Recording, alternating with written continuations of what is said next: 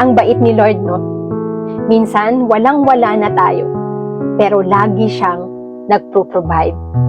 Ilang beses ko nang naranasan yan.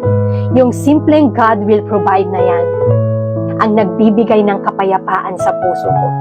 Na kahit gaano man ka-imposible ang isang sitwasyon, sa Diyos laging may solusyon. Minsan dumadating tayo sa punto na akala natin wala nang paraan. Yung tipong wala ka nang maibubuga, wala nang aasahan. At pakiramdam mo'y nasa dulo ka na ng iyong kakayanan.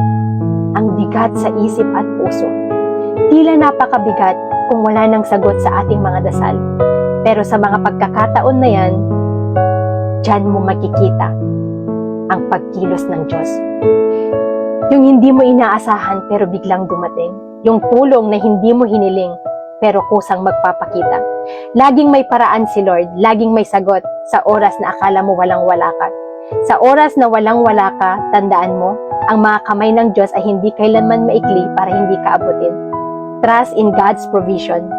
God's hands are never empty. He will always provide.